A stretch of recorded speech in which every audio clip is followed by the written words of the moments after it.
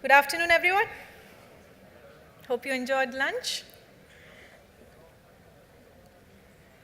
We've now reached the final keynote session at HashFuture, and the man who has this mammoth task of keeping you awake in this post-lunch session. Okay, jokes apart, he really won't find it hard to do that.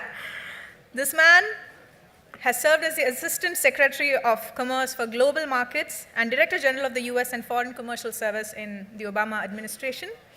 He is the Chairman and CEO of KPMG, presenting to you Mr. Arun Kumar.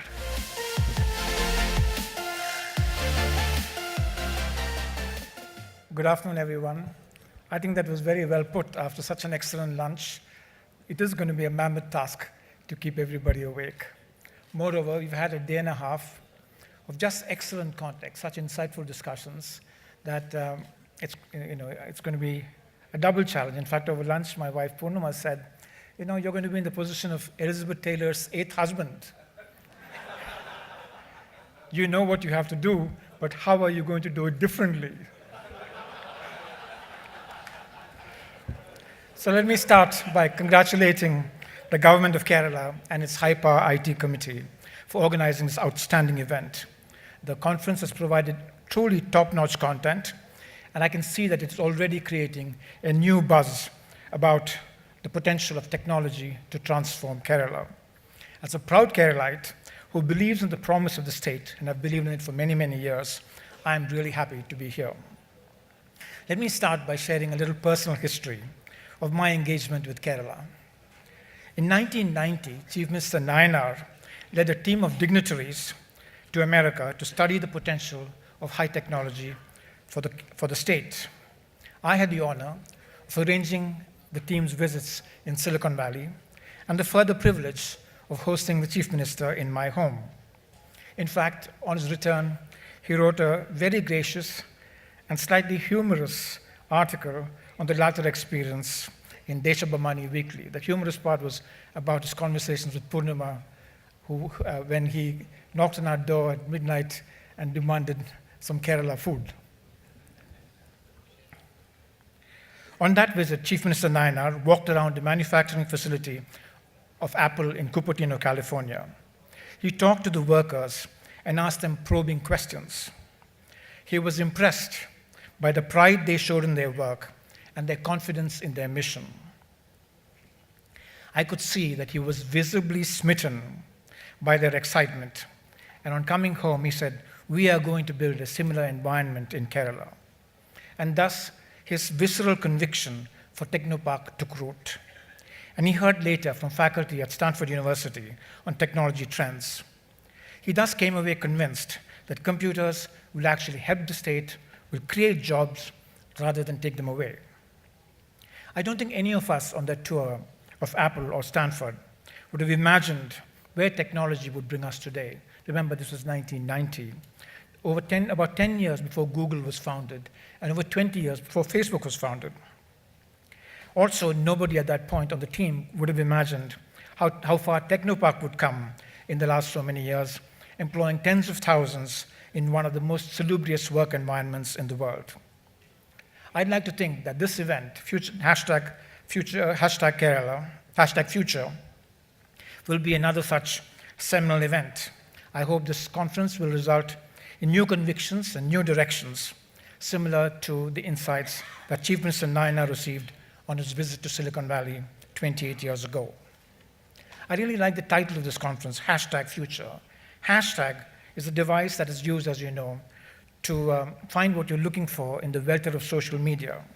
This conference clearly aims to find a future for Kerala in a world of tremendous possibilities. Many of those possibilities were discussed so eloquently in the various sessions that we listened to. And indeed, I would suggest that with so many distinguished leaders who are present here and key influencers, a conference like this and subsequent fora can, in fact, shape that future. That future will be built on a strong present.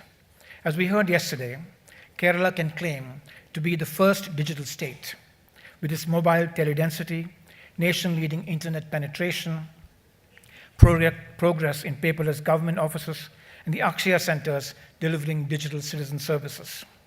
Citizens of the state have embraced technology and have been early adopters of digital transactions for entertainment, commerce, and payments. The Kerala government, along with various industry bodies, is investing significantly to position God's own country as a center for digital technology and other contemporary technologies. They also want to promote Kerala as a business and investment-friendly brand. Kerala's IT policy, which I applaud, explores a four-pronged strategy of creating world-class technology infrastructure, human capital building, focus on modern marketing systems, and a citizen-centric digital economy, all of which are initiatives in the right direction. And these initiatives build on prior programs over the years that created geographical clustering of organizations and incubation centers, enabling the development of a technology ecosystem. As a result, Kerala today accounts for 15% of the 5,000 odd technology startups in the country. That's quite an achievement. One of the most envious and one of the most enviable startup cultures across the country. Young entrepreneurs from Kerala are already working on advanced technologies such as 3D printing, Internet of Things, robotics process automation, virtual and augmented reality, machine learning, and artificial intelligence. All of these hold great promise. We saw some wonderful examples at the exhibition here. So today, let me share a few thoughts on what Kerala can do to establish and execute on its digital ambition. While Kerala can claim leadership in many respects, we all know that there is a lot more to do. My observations are based partly on KPMG's experience as advisors to many government departments, both at the center and in many states. In fact, my observations today will pull together many of the ideas that were discussed over the last day and a half into some kind of a framework with which we can look forward. We would advocate an approach that looks at three areas that are related to one another. One, to be a leader in citizen-centric services and governance. Two, foster an ecosystem that will promote digital industry. And three, deploy technology to build on Kerala's traditional areas of strength. These ideas are already embedded in various forms in Kerala's IT policy. The M-Kerala app that we saw yesterday is an excellent example of information and service delivery that is citizen-centric. I would expect that would be the first of many such initiatives that we see. Kerala should adopt a proactive approach towards leveraging new age technology for transparent and effective governance. The policy framework for digital transformation must enable the state to use the latest technologies, including the cloud, to develop and deploy on government platforms. A thorough survey must be made of the technologies which have potential to transform the economy, and these actually can run into the hundreds, and the appropriate ones, therefore, have to be prioritized. Capacity building initiatives should be launched in those prioritized areas. Candidates would include artificial intelligence, blockchain, and data analytics. The government itself can be a demand generator for frontier technologies and catalyze a market for such technologies, including AI and robotics, by increasingly deploying them in government operations. Digital India, the Government of India's flagship program to build India into a digitally empowered knowledge economy, has the potential to impact infrastructure across the country, from healthcare systems to education to online banking. The state should take full advantage of the Digital India programs. It would be fair to say that e-governance as a whole has not been able to make the desired impact in the country and fulfill its objectives. Kerala can take a lead in this area. We're seeing widespread interest in many states in promoting transparency through technology by piloting blockchain in areas ranging from land registration to road transport. Kerala can follow these examples and lead in other areas. Many states that we have worked with have implemented electronic dashboards that provide consistent data at many levels of administration, often right up to the Chief Minister's office. And we heard yesterday that data is the oil of the digital future. To unleash the power that this presents, Kerala should consider embracing open data concepts, which will allow its citizens to review, analyze, visualize, and use data effectively. In my tenure in the US government, I saw how President Obama's policies on open data led to a host of entrepreneurial opportunities for new businesses that grew up based on such data. Open data policies can in turn help the government in many ways. Building a centralized big data management system by consolidating data from various government agencies would lead to evidence-based policymaking and ensure that the benefits of government policies will reach those who need them most. The second area of focus should be to promote an ecosystem that will foster digital industry and be responsive to rapid changes. The government can do a certain amount, but by fostering an ecosystem, a lot more will happen due to market forces and entrepreneurial motivations. Such an ecosystem has many elements. For instance, the physical infrastructure of technology parks. Trivandrum and Kochi are examples.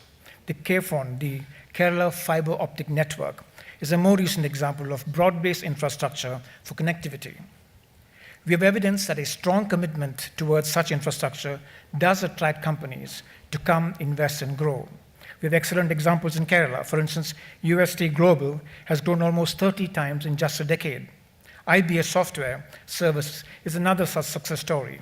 The company provides solutions for the seamless functioning of the aviation industry, including 10 of the premier 20 airlines. Quite a creditable accomplishment. A critical area for business and investment is, of course, ease of doing business, which is much talked about. Kerala aims, rightly, to be among the top 10 states by next year. The state has already made great strides by amending the acts, laws, and regulations to enhance ease of doing business. In fact, it is the first in the country to have amendments at such a scale. Now, these changes need to be implemented rapidly so that when the actual rankings are done, the real changes are visible on the ground. An example of this would be the implementation of an IT solution for single window clearance, and that embeds the new rules for ease of doing business. The investment promotion facilitation cell, for example, could be activated. So there are a number of actions that have to happen on the ground, and with those actions, I'm pretty confident that Kerala will see a nice increase in its ease of doing business rating, which is the rating that a lot of businesses look at in the country and around the world. The ecosystem in Kerala should connect to clusters outside the state. For instance, developing a Kochi-Bangalore digital and technology corridor can further boost economic activity through exchange of knowledge and talent. Promoting connectivity between the two cities and linkages between businesses will help Bangalore-based businesses spill over into Kochi and boost employment here. In fact, my own feeling is that this kind of clustering and connectivity should go beyond cities in India. We should be thinking about Kerala as a center for connecting more actively with the Middle East, with Southeast Asia, and so forth. The social ecosystem, interestingly, is already being enhanced with amenities such as shopping, malls, theaters, top-notch residential complexes that are now at par with those in Bangalore and Chennai. More of Kerala's technical talent can thus live in this greenest of all states instead of seeking greener pastures somewhere else. The academic and skills development part of the ecosystem will play a critical role, and this was discussed at a fair amount of length in the various sessions here. Revamping the curriculum for general, technical, and vocational training is needed to create a pipeline of desired talent. As was mentioned many times, a majority of the jobs for which people are being trained today will no longer be there by the time they finish their courses. In fact, a recent study indicated that by 2022, almost 9% of India's 600 million estimated workforce will be deployed in new jobs that do not exist today. In January, I was in Davos, and there were many conversations about the future of education and skill building. And a lot of the thinking that I heard was that the whole idea of having 3-year courses, 5-year courses, etc., is long gone. Today, we should be looking at shorter courses that will result in usable skills. So a person could go through multiple training courses over a certain period of time, as opposed to doing 3 years and 5 years and then stopping and going to the workforce. So I think the whole view of education is going to be rethought the world over, and we should be at the forefront. Now, in Kerala, there are encouraging capacity building efforts underway. For instance, the IIITMK is creating a Kerala Blockchain Academy, which I thought was a really good move. But we need to have many more initiatives and have them at scale. The demand for radically different skill sets also stems from the fact that the next generation of IT companies, which have been huge employers, is likely to be in the pure digital space, social, mobile, analytics, and cloud. The market for traditional IT companies, which operate on a cost arbitrage model, is flattening out, and so has the intake, therefore, of new engineers by those companies. These companies will need new skills and capabilities as they reboot their strategies. Collaboration of academia with tech companies can scale up the R&D ecosystem in the state. This can create faculty with industry orientation and students who are employment ready. An example of such collaboration again comes from IIITMK, who collaborated with IBM to jointly announce the development of a real-time water quality management system called Swachh Pani, powered by IBM's artificial intelligence technology. Now, programs that help startups and promote innovation are important, like Maker Village, that has displayed its innovations in the exhibit here. If you haven't seen it, you must absolutely go and see it. These can be enormous catalysts to encourage entrepreneurs to take those risks and start new companies. The R&D ecosystem should be boosted by establishing institutions of excellence. For instance, in Taiwan, as they were going through a change from labor-intensive to innovation-driven industry, they created the Industrial Technology and Research Institute that has pioneered that area. An important element in the ecosystem, where actually Kerala is fairly rich and is becoming increasingly strong, would be mentors, evangelizers, and educators who connect to industry. Organizations like TIE or successful entrepreneurs, many of them here today, expatriate Keralites in the tech and other sectors, should all be roped into this movement. And US universities like MIT and Stanford have programs that encourage their faculty, students, and alumni to deploy technologies developed there back here in India. So these are areas of catchment for talent, mentorship, guidance for the state. A third area of focus for Kerala's entrepreneurs would be to deploy technology in Kerala's traditional areas of strength. The conference has already addressed the application of technology in sectors like healthcare and education. Tourism, a key revenue sector for Kerala, accounts for 12% of the state's GDP, but it is an area that has a lot more potential. For instance, Aruba, a small country in the Caribbean with 1.2 million tourists, which is less than 1/10 of Kerala's overall footfall when you include domestic tourism, has implemented a blockchain-based marketplace that eliminates middlemen, provides more profit to the service providers, and better value to tourists. Now, this is the kind of example that Kerala can emulate. And there is no better market in India to pilot technology-enabled healthcare services than Kerala. Glimpses of this future can be seen in the exhibits in this conference. The digital healthcare market worldwide is growing at 55% compounded annual growth rate and will reach 21 billion by the end of this year. With Kerala housing one of the best healthcare infrastructures in India, this is a powerful opportunity area for tech-enabled businesses. Kerala is the first state in the country, it turns out, to build electronic health records for all government hospitals. This could be extended to the private healthcare institutions, and by the introduction of blockchain technology, make further strides in improving the quality of life of its citizens. In the arts sector, where we have the Great Biennale, the potential to build technology-enabled businesses leveraging Kerala's traditional art forms is significant. The marketability of Kerala's cultural heritage can be powered by augmented and virtual reality technologies. Kerala's traditional products can be marketed through online platforms. So these three areas of focus, I would submit, must be reflected in all the areas where government is involved or can play an enabling role. This ambition must be conveyed to potential investors, entrepreneurs, and stakeholders through a host of powerful actions, of which this conference is one. In closing, I want to say, that I believe, we are at the cusp of a new wave of opportunity, similar to that which Chief Minister Nayanar and his team saw in Silicon Valley in 1990. Technologies are moving at an even faster pace. The opportunities to build small and large enterprises and create high-quality employment by serving global markets is larger than ever. I want to convey my best wishes to those engaged in this journey. My firm and I stand strongly behind Kerala in this important quest. Thank you.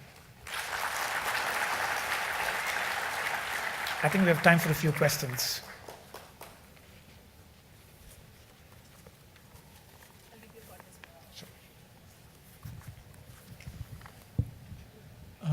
Excuse me. So I'm Matai Fen. I just have a quick question. Sorry, the light's in your face. Sure, that's it's it. fine. I just have a quick question. To go a step beyond keywords and buzzwords, when you say something like, let's build a digital corridor between Cochin and Bangalore, what does it really mean? Because on the internet, I don't see so much corridors as sort of blank open spaces. So in practical terms, what can we do? Well, I think a corridor has multiple elements. One is just being able to have fast transit. So there is no reason why you can't have a number of entrepreneurial ventures between Bangalore and Cochin. That's the first. Can you hear me? Yeah. Well, I think in practical terms, there are many areas. One is just having fast transit between the two cities. So you can actually have many centers between the two places where people can live and work and be connected to both places. Second would be to have fiber optic networks and high bandwidth between the two places. The third would be to have companies that set up in both places. For example, KPMG, we have a large facility in Bangalore, but we also have a facility in Cochin. So how do we do more of those? So these are the kinds of things where we can make it easy to work together. I think infrastructure, both digital and physical, will play a big role. Any other questions, comments, suggestions? Yes, we have a gentleman here in white shirt. Yes.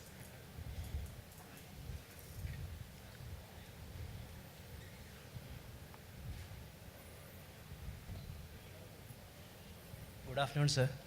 I'm Adish Talekara.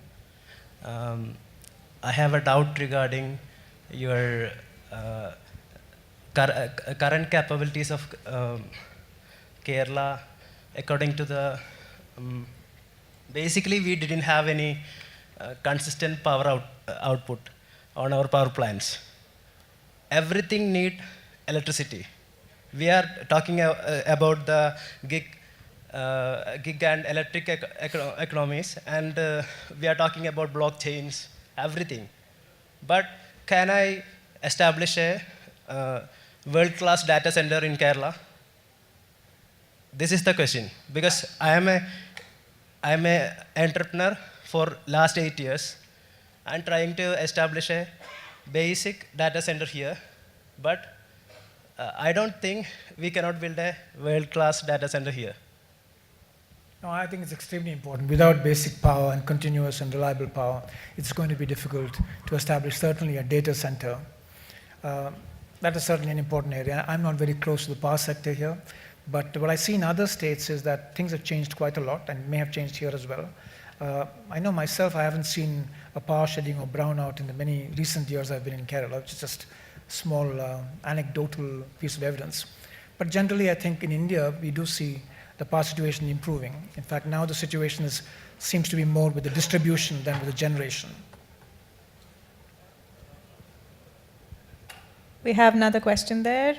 But the other point on data centers, it's a really good point you make about data centers, because with the pipes coming undersea into Cochin, I mean, this is the right place to have data centers. So yeah, I think you're onto a very good area. Yeah. Good afternoon, sir. Sir, Kerala has got a good literacy rate education system. Kerala has got a good service orientation in terms of medical, like a lot of nurses go abroad and all. And with the Make in India, there is a huge boom for manufacturing. So with the digital context roadmap for Kerala, should it be a service sector, knowledge sector, or a manufacturing sector? So I think that actually all these things are going to come together, because what was traditionally manufacturing has a tremendous amount of software and services in it. So there's a lot of blurring. But that said, it is important that we not give up on the manufacturing sector. In fact, Kerala is an example where there are successful manufacturing enterprises, like my friend Bala's company, Penpol, which he started, is the biggest manufacturer of blood bags in the world. And I understand there are at least 100 companies, manufacturing companies, that are doing more than $100 million of revenues every year. So Kerala does have these success stories. We really need to find how we can do more of that. It is difficult to say that an economy as large as Kerala should not have a manufacturing sector as well. Sir, maybe we should pull the plug on questions there. right. Sorry to interrupt. Thank you. That's good. Thank you so much, sir. And I'd like to invite on stage Hash future convener, Mr. V.K. Matthews, to present a token of our appreciation to Mr. Arun. He brought in his decades worth experience and insights into his speech here. Thank you.